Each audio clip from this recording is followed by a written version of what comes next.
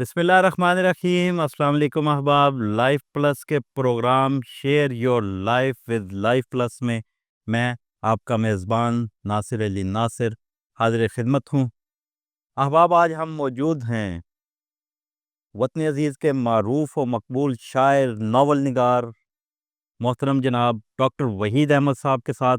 आज उनसे हम बातें करेंगे, उनकी बातें सुनेंगे, उनसे बहुत कुछ सीखेंगे। आइए आपकी मुलाकात करवाता हूँ। जी डॉक्टर साहब। बिस्मिल्लाह जी, बहुत खुशी की बात है। माशाल्लाह इतने खूबसूरत चेहरे सामने, बहुत बहुत मेहरबानी। बहुत शुक्रिया। और नाजरीन, 6 रुकनी जो पैनल है हमारा, जो पैनल डिस्कशन का जो सिलसिला है, उसमें हमारे साथ मौजूद हैं वतन अज़ीज़ के मारूफ व मकबूल शायर मोहतरम जनाब रहमान हफीज़ साहब।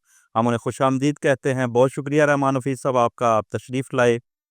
और इनके साथ मौजूद हैं मारूफ शायर, अदीब, दानिश्वर और फिल्म डायरेक्टर और लाइफ प्लस के रूए रवां मोहतरम जनाब हमाद अज़हर साहब। आपका बहुत शुक्रिया सर, तशरीफ़ लाए आप। ये तो चैनल भी आपका अपना है, आपकी मोहब्बतें हैं। जी, आप हमारे बहुत शुक्रिया आपका। और इनके साथ तशरीफ़ फरमा हैं उर्दू और पटवारी के नामवर शायर मोहतरम जनाब सईद राजा साहब। हम आपको खुश आमदीद कहते हैं सईद राजा साहब।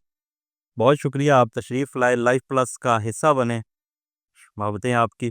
और इनके साथ मौजूद हैं मंडी बावलदीन से मोहतरम जनाब डॉक्टर मजहर इकबाल साहब।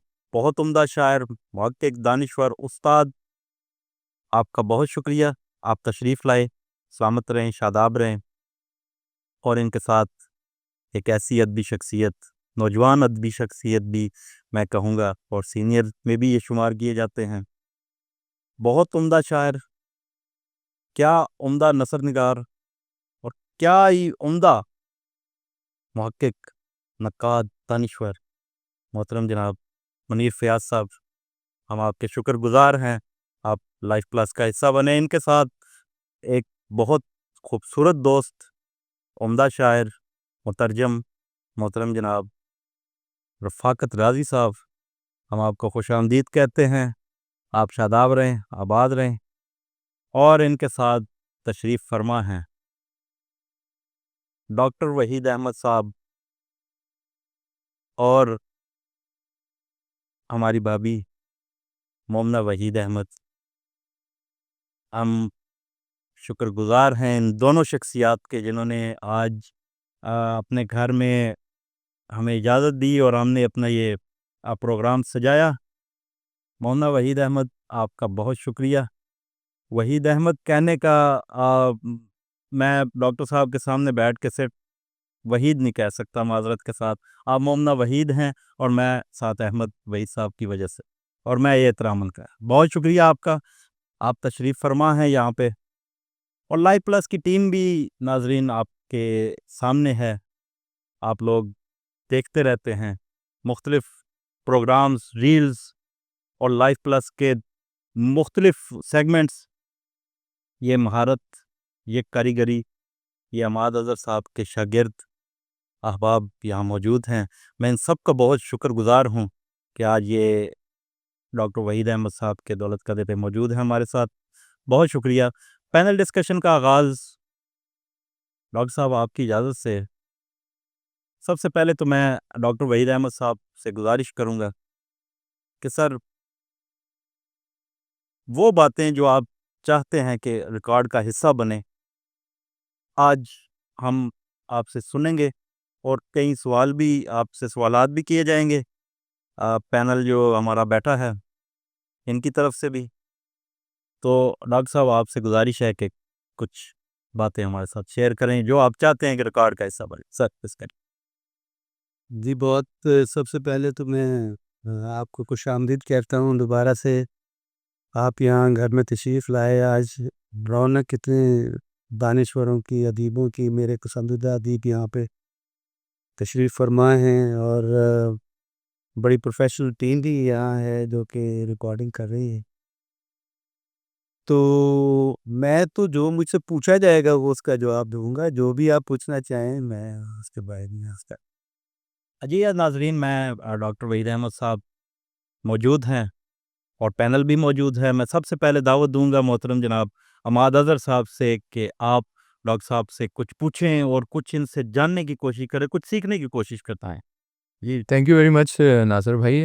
جہاں تک ڈاکٹر صاحب کی بات ہے, ڈاکٹر وحید احمد صاحب کی بات ہے, ایک تو یہ ہے کہ جب سے ہم ان کو دیکھ رہے ہیں یہ ایسے ہی توانا ہے. واہ واہ. یعنی جب جب ہم ان کو ملے ہیں, جب جب ان کی قربت ہمیں میسر ہوئی, تب تب ہی ہم نے بہت کچھ سیکھا ہے. یہ ایک حقیقت ہے. اور یہ کبھی کبھی غیر محسوس انداز میں بھی بہت کچھ سکھا جاتے ہیں, واہ واہ. کیونکہ بڑے لکھاری ہیں, بڑے ادیب ہیں. تو میں نے تو جب بھی ملا ہوں, میں بہت عرصے سے سر کو مل رہا ہوں, لیکن ایک طبیعت ہوتی ہے کہ میں زیادہ قریب شاید ویسے نہیں جاتا, لیکن روحانی طور پہ ذرا تھوڑا سا قریب ہو جاتا ہوں. میں سمجھ لیتا ہوں کچھ کہ یہ سامنے جو بیٹھا ہے یہ کون بیٹھا ہوا ہے. تو ڈاکٹر صاحب کے ہاں یہ ہے کہ ڈاکٹر صاحب غیر محسوس انداز میں بہت کچھ سکھاتے ہیں. اگر میں شروع کروں تو مجھے لگتا ہے کہ ڈاکٹر صاحب کے ہاں جتنا بھی میں نے پڑھا, ناول پڑھے, نثر پڑھی, سر کی نظم پڑھی, جو کچھ بھی پڑھا, اس میں نا کوئی جیسے ایسے ہے کہ جیسے کوئی مسافر ہے, کوئی بنجارا ہے جو اپنے بارے میں لکھتا چلا جا رہا ہے. تو مجھے سر کے ہاں اگر آپ غور کریں تو سر کے ہاں کرافٹ بھی ویسا ہی ہے, لفظ کے چناؤ بھی ویسے ہیں. یعنی سر کا اپنا ایک ڈکشن ہے, لیکن وہ ڈکشن مجھے بنجارے ہوتے ہیں ان کی لینگویج میں, کیونکہ میں نے کچھ وقت ان کے ساتھ, میرا کام ہے پروڈکشن کا, میں نے ریگستانوں میں, صحراؤں میں کام کیا ہے, تو میں بنجاروں سے بھی ملا ہوں. تو سر کی شاعری میں جب بھی پڑھتا ہوں تو وہ مجھے ایسا لگتا ہے جیسے کوئی بنجارا ہے, بڑا انٹلیکچوئل قسم کا, جو کہ اپنے بارے میں بتا رہا ہے, اپنے تجربات کو بتا رہا ہے. لیکن جیسے ہی میں سر کی نثر کی طرف جاتا ہوں تو مجھے فکشن ملتا ہے. مجھے ایسا لگتا ہے جیسے بندہ بہت بڑا سائنسدان ہے کوئی, یا کوئی زمینوں کی جیسے کوئی زمانے کی ٹکڑیوں میں زندہ ہے, وہ زمانے کی ٹکڑیوں کو دیکھ پاتا ہے, وہ ان کو بسر کر پاتا ہے. یا ایسا ہوتا ہے کہ جیسے کوئی ایک پورٹل ہے جو وہاں سے گزرتے ہیں یہ, اور وہاں دوسری پورٹل کی خبریں, دوسرے جہان کی خبریں لا کے ہمیں کسی نے فگریشن بھی ہو جاتی ہے. یس, کسی نہ کسی نظم کی صورت میں, کسی نہ کسی نثر کی صورت میں یہ ہمیں لے کے آتے ہیں. لیکن جہاں تک ان کی نظم کا معاملہ ہے, مجھے ایسا لگتا ہے کہ ان کے اندر کوئی بہت انٹلیکچوئل بنجارا ہے جو سفر کرتا ہے. وہ جیسے وہ پر پھینکتے ہیں پانی کی تلاش میں, جہاں پر جس طرف جاتا ہے اس طرف وہ رک جاتے ہیں, اور سب اس طرف جاتے ہیں پانی ڈھونڈ لاتے ہیں. ان کی بھی ایسی ہی, ان کی نظمیں وہ پروں کی طرح ہیں, اس پر کی طرح, خاص پر کی طرح ہے کہ وہ اس پر کی طرف جاؤ تو آپ سیراب ہو جاتے ہیں, آپ کی پیاس ختم ہو جاتی ہے. تو میں سمجھتا ہوں کہ سر کے ہاں یہ جو ایک عنصر پایا جاتا ہے, اس پہ سر اگر مجھے کوئی بات کریں کہ یہ جو بنجارا پن ہے یہ کہاں سے آیا ہے, یہ یا انہوں نے سفر بہت کیا ہے, کیونکہ میں ان کی تھوڑی سی ذاتی سفر کو جانتا ہوں, کیونکہ یہ ایک شہر میں تو رہے ہی نہیں ہے. تو شاید اندر ان کا کہیں باطن جو ہے وہ بنجاروں والا ہے, اور ابھی یہ جو عالم ہے وہ یہ ہے. تو میں سمجھتا ہوں کہ اس پہ اگر سر کوئی مجھے اپنے بارے میں بتائے تو مجھے بہت خوشی ہوگی سر. جی ڈاکٹر صاحب. سب سے پہلے تو آج کی کیا کہنا چاہیے کہ جو بیٹھک ہے اس کے تیور بڑے مزے کے ہیں. یہ جو گفتگو ہو رہی ہے وہ بالکل ایک غیر رسمی اور مختلف انداز کی ہے, جو کہ بہت ہی دلچسپ ہے. یہ بات عماد بالکل کر سکتے ہیں, اس لیے کہ چونکہ ہم دونوں لائل پور سے تعلق رکھتے ہیں, اور اگرچہ یہ عمر میں مجھ سے چھوٹے ہیں, لیکن یہ ہے کہ انہوں نے مجھے بہت زیادہ دیکھا ہوا ہے. یہ بھی اسی زمین سے ہیں, اسی دھرتی سے ہیں, اور ہم عرصہ دراز سے ایک دوسرے کو جانتے ہیں. بالکل بات ٹھیک ہے. یہ جو میری نظم خانہ بدوش ہے, شاید یہ میری ایک طرح سے آپ بیتی بھی ہو, اسی لیے لوگ زیادہ اس کو سنتے ہیں. یہ بات بھی بالکل بجا ہے کہ میں مختلف جگہوں پہ رہا ہوں, ایک جگہ پہ ٹک کے نہیں رہا. اب پچھلے کچھ سالوں سے کبھی کبھی ایک جگہ پہ رہ لیتا ہوں. مثلاً ایک دن میں بیٹھا سوچ رہا تھا کہ میں کتنے گھروں میں رہا ہوں گا. تو میں آپ یقین کیجئے کہ اس میں کسی مبالغے کی بات نہیں ہے. میں وہ کاؤنٹ ہی نہیں کر سکا جتنے گھروں میں میں رہا ہوں.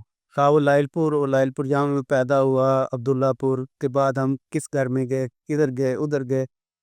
میرا خیال ہے کہ لائل پور جو میرا شہر ہے اس میں بھی میں کوئی 15-20 گھروں میں تو رہا ہوں گا.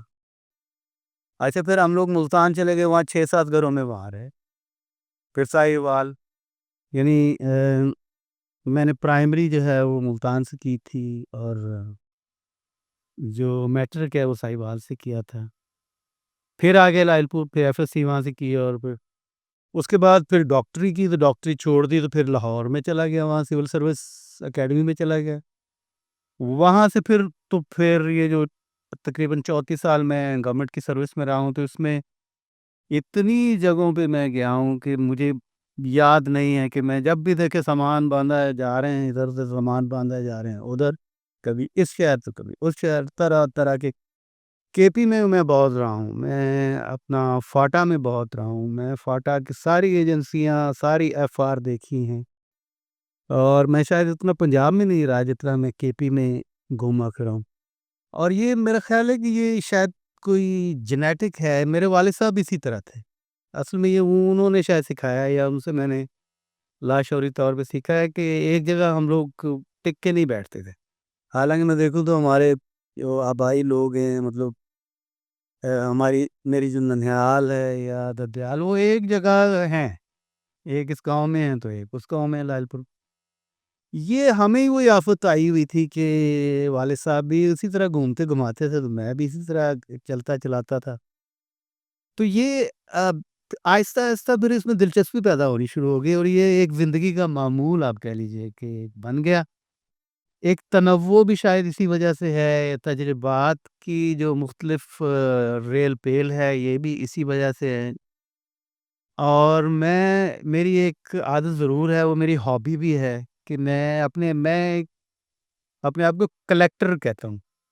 حالانکہ میں سروس میں کلیکٹر نہیں تھا، لیکن ہوں کلیکٹر، کہ میں بہت سارے لوگوں سے ملتا ہوں اور انہیں جمع کرتا ہوں، جیسے لوگ سکے جمع کرتے ہیں کیا کی یا جیسے واہ لوگ ٹکٹیں جمع کرتے ہیں، واہ تو اس طرح میں اب دوستوں کو جمع کرتا ہوں. میرے بہت زیادہ ملنے والے ہیں، بہت زیادہ آپ جانتے ہوں گے، اور مجھے یہ کہتے ہوئے بہت اچھا لگتا ہے کہ مطلب میں ہر قسم کے شخص سے ملتا ہوں، واہ خواہ وہ کوئی ہو. مطلب آ، وہ ایک فقیر بھی ہے، وہ ایک فٹ پاتھ پہ بیٹھنے والا بھی ہے، وہ ایک امیر بھی ہے، وہ ایک وزیر بھی ہے، وہ ایک وزیر اعظم بھی ہے، اور وہ چیف منسٹر بھی ہے، اور وہ بالکل پھانک بھی ہے، بالکل جو ہے اس کو نہ پوچھنے والا ہے. وہ اس طرح کے لوگ بھی ہیں.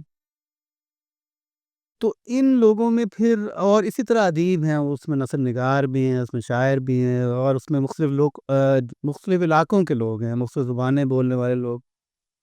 تو ان سے مجھے پھر کہانیاں ملتی ہیں. میں وہ کہانیاں، میں فرسٹ ہینڈ نالج پہ یقین رکھتا ہوں. میں کتاب پہ لکھی ہوئی بات سے سیکھتا ہوں، لیکن جو آپ نے کہا نا کہ تنوع ہے، اس کی وجہ یہی ہے کہ جو میں لکھتا ہوں وہ کسی کو فالو کر کے نہیں لکھتا، وہ میں اپنے تجربات سے لکھتا ہوں. مختلف لوگوں میں جاتا ہوں، وہ مجھے اپنی کہانیاں سناتے ہیں، اپنی واردات سناتے ہیں، جو میرے اندر جذب ہوتی رہتی ہے، اس کی تمثالیں بنتی رہتی ہیں. تو وہ بہت دلچسپ ہوتی ہے. میں لوگوں کا لاشعوری طور پہ انٹرویو کرتا رہتا ہوں، انہیں معلوم نہیں ہوتا کہ یہ کیا کر رہا ہے، تو ان سے پھر میں چیزیں اخذ کرتا ہوں، اور اپنی پسند کی چیز کشید کر کے اسے لکھتا ہوں. یہی وجہ ہے کہ میرا خیال ہے کہ میں نثر میں شاعری کرتا ہوں، شاعری میں نثر لکھتا ہوں. میں شاعری میں کہانی بیان کرتا ہوں، کہانی میں شاعری لکھتا ہوں. یہ آپس میں یہ مکس کرتی ہوئی چیزیں ہیں. اور مجھے اس چیز کی بھی بڑی خوشی ہوتی ہے کہ ابھی تک میری 8 کتابیں ہیں، 6 نظم کی کتابیں اور 2 ناول ہیں. اور جب مجھے لوگ یہ کہتے ہیں کہ تمہاری یہ 8 کی 8 کتابیں ایک دوسرے سے نہیں ملتی، تو مجھے بہت خوشی ہوتی ہے. اس کی وجہ ہے کہ اگر آپ کی ہر ایک چیز دوسرے سے ملنی شروع ہوگی، تو پھر آپ کو لکھنے کا آپ کو اختیار ہی نہیں. میرا خیال ہے ہمیں نئی بات لکھنی چاہیے. مجھے کافی عجیب لگتا ہے جب میں بہت سارے جو لکھاری ہیں ان کی کتابیں پڑھتا ہوں، تو وہ ایک جیسی ہوتی ہیں. وہ ایک ہی راہ میں بہتے ہوئے اس کو لکھتے رہتے ہیں. تو مجھے یہ خوشی ہے کہ میری چیزوں میں تنوع ہے، اور وہ تنوع جو ہے وہ اسی وجہ سے، وہ آوارہ گردی کی وجہ سے ہے. وہ بنجارے پن کی جس کی آپ بات کر رہے ہیں، وہ اس وجہ سے، ایک جگہ نہ بیٹھنے کی وجہ سے، جمود نہ طاری کرنے کی وجہ سے ہے شاید، اور مجھے اس چیز کی خوشی ہے. واہ واہ واہ، کیا بہت کیا اچھا. کہنے ہیں. جی سر. یہ سعید راجہ صاحب، آپ سے درخواست ہے کہ بہت شکریہ. ڈاکٹر صاحب، کبھی آپ نے یہ سوچا ہے کہ آپ کیوں لکھتے ہیں؟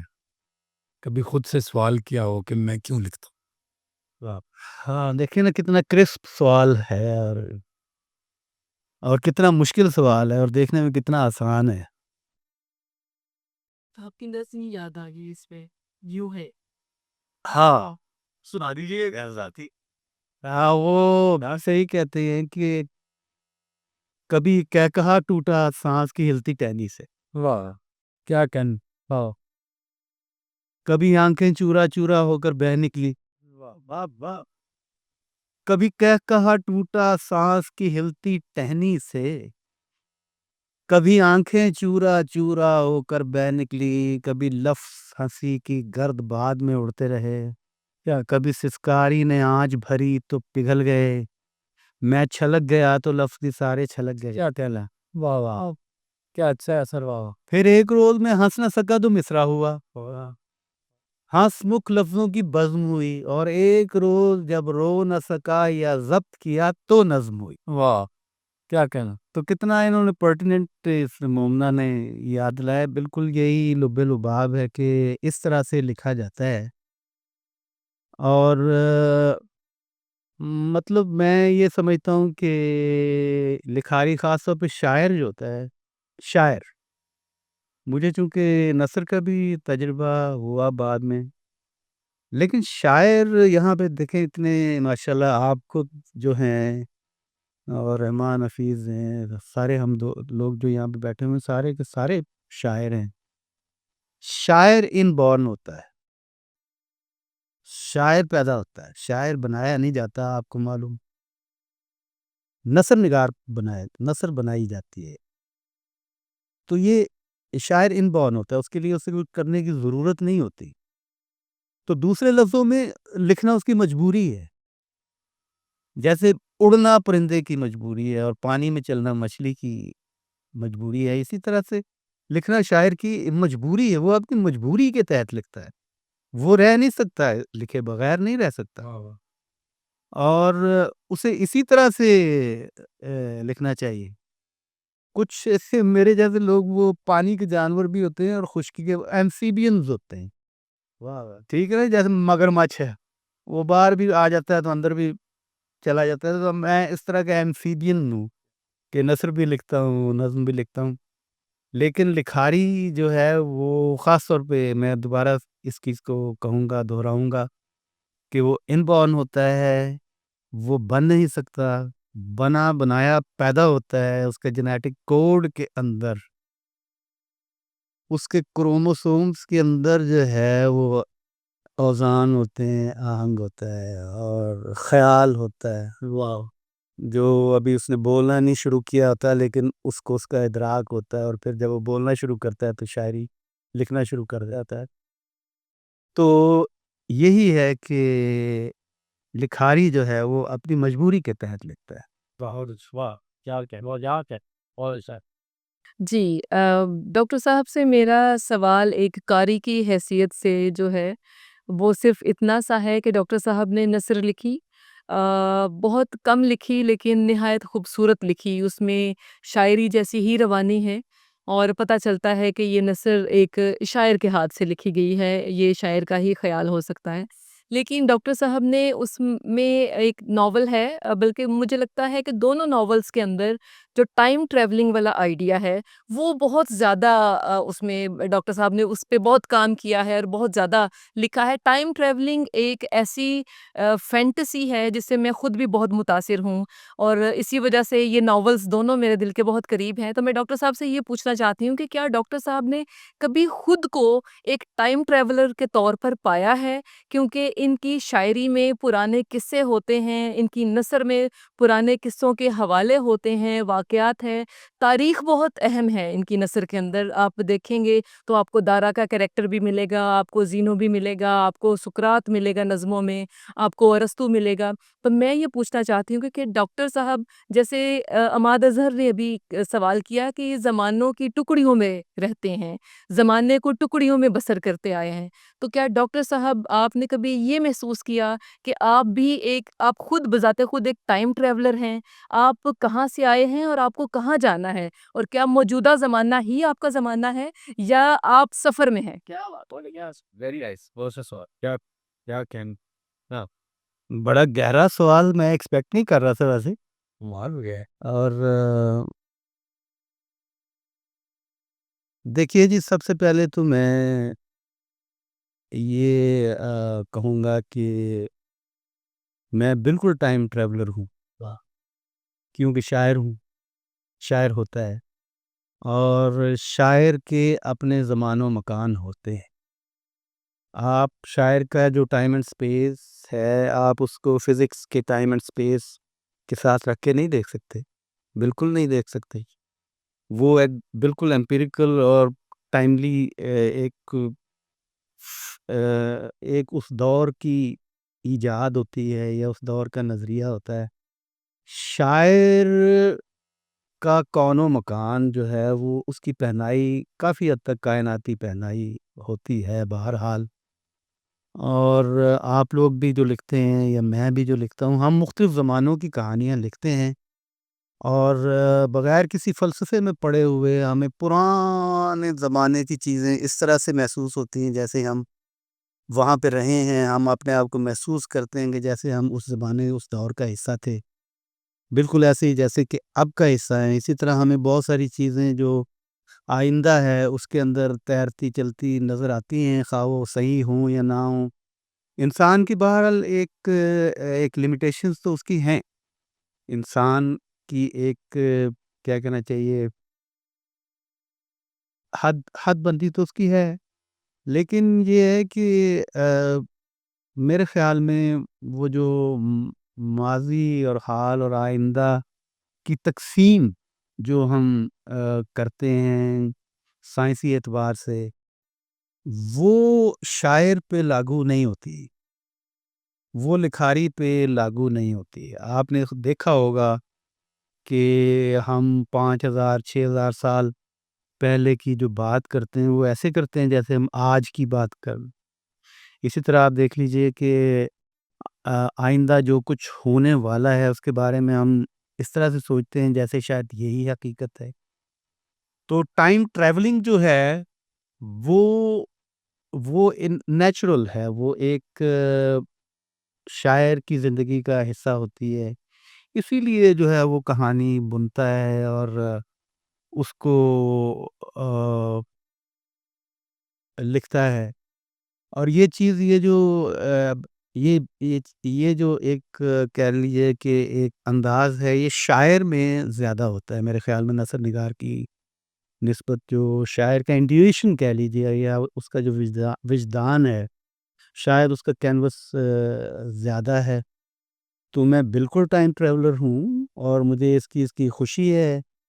اور دوسری بات جو آپ نے پوچھی تھی، جی، کیا موجودہ زمانہ آپ کا زمانہ ہے یا آپ کو کسی زمانے میں جانا ہے اور آپ کس زمانے سے آئے ہیں؟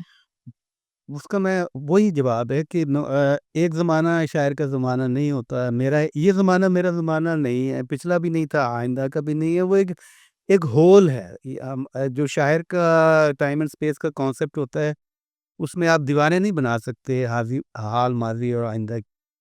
تو سارے زمانے جو ہیں وہ شاعر کے زمانے ہوتے ہیں، تو سارے زمانے میرے زمانے ہیں۔ یہ نہیں کہا جا سکتا کہ وہ موجودہ دور میں ہی رہتا ہے۔ دوسری بات جو آپ نے کی وہ یہ ہے کہ شاعرانہ ڈکشن جو ہے وہ لامحالہ شاعرانہ ڈکشن جو ہے وہ لامحالہ آ جاتا ہے جب شاعر نثر لکھتا ہے. تو میں بنیادی طور پہ چونکہ شاعر ہوں تو شاعرانہ ڈکشن آنا میری نثر میں جو ہے وہ ایک قدرتی امر ہے. اس کی بہت ساری ویسے بھی مثالیں دی جا سکتی ہیں. ہمارے پیش رو ہوتے ہیں، مثلاً آسکر وائلڈ کو آپ لے لیجئے، یہاں پروفیسر انگلش کے تشریف رکھتے ہیں.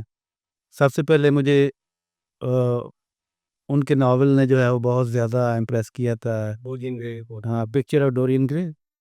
اب اس میں آپ دیکھیں وہ شاعرانہ ڈکشن چلتا ہے، تو جب بھی شاعر نثر لکھتا ہے تو اس میں شاعرانہ ڈکشن آ جاتا ہے.